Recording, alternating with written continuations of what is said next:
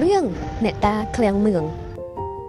เรื่องเนตาเคลียงเมืองជារឿងនិទានដ៏ល្បីល្បាញមួយនៅក្នុងប្រវត្តិសាស្ត្រខ្មែរដែលបង្ហាញពីស្មារតីស្នេហាជាតិនិងការលះបង់ជីវិតដើម្បីការពារទឹកដីយើងបានឃើញហើយថានេះពេលកន្លងមកនេះសៀមតែងតែមានចិត្តបំពេញចង់បានទឹកដីខ្មែរមកទល់បច្ចុប្បន្ននេះផងដែរដែលហេតុនេះក្នុងកំឡុងពេលដែលថៃបានធ្វើសង្គ្រាមជាមួយខ្មែរយើងបានឃើញថាបងប្អូនខ្មែរមួយចំនួនបានលើកនៅសាច់រឿងនេះឡើងមកតាមជំនឿបុរាណកាលមក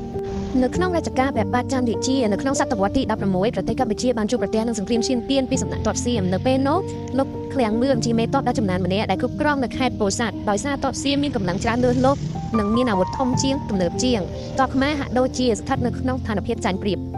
ដោយឃើញនៅស្ថានភាពមិនសូវល្អលោកឃ្លាំងមឿងបានសម្រេចចិត្តធ្វើពិធីលោតរណ្ដៅដើម្បីទៅកែនទ័ពខ្មោចមកជួយចម្បាំងលោកបានឲ្យគេជីករណ្ដៅដែលមានដាក់នៅអាវុធស្រួច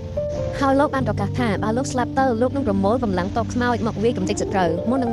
លោកបានផ្ដាំផ្ញើដល់ភរិយាគឺជាអ្នកស្រីខាន់ខៀវនិងកូនចៅឲ្យនៅបន្តកិច្ចការការពារជាតិដោយកិច្ចស្រឡាញ់និងភក្ដីភាពលោកស្រីខាន់ខៀវរួមទាំងកូនប្រុសនិងបរិវារជិតស្និទ្ធក៏បានលោតសំណាប់ខ្លួនទៅតាមលោកមេទ័ពផងដែរក្រោយពីការលះបង់ដ៏ធំធេងនោះមកស្រាប់តែមានរឿងចំណាយកើតឡើងនៅយុគមួយខណៈដែលទ័ពសៀមកំពុងបោះជំរំស្រាប់តែមានសម្លេងហូរកញ្ជ្រៀវដូចមានទាហានទ័ពរាប់ម៉ឺននាក់មកចោមរោមទ័ពសៀមភ័យស្លន់ស្លោចាប់តាមកាត់ចាក់គ្នាឯងនិងខ្លះធ្លាក់ខ្លួនឈឺស្លាប់ជាច្រើនអ្នកទៀតដោយសារជំងឺអាសន្នរោគដែលគេហៅថាជាមហិទ្ធិឫទ្ធិរបស់ទ័ពខ្មៅតាមជំនឿ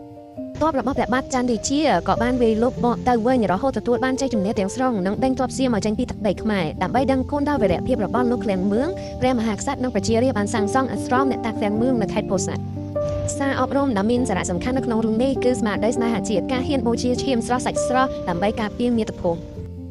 ទៅតាមជំនឿរបស់ប្រជាជនខ្មែរតែងតែគោរពបូជាលោកថាជាអ្នកតាដ៏ស័ក្តិសិទ្ធិដែលជួយថែរក្សាសុខសុវត្ថិភាពដល់កូនចៅទីតាំងបច្ចុប្បន្នអាស្រមរបស់អ្នកតាឃ្លាំងមឿងគឺស្ថិតនៅក្នុងឃុំរលៀបស្រុកពោធិ៍សាត់ខេត្តពោធិ៍សាត់ជាទីកន្លែងគោរពសក្ការៈបូជាដ៏សំខាន់មួយ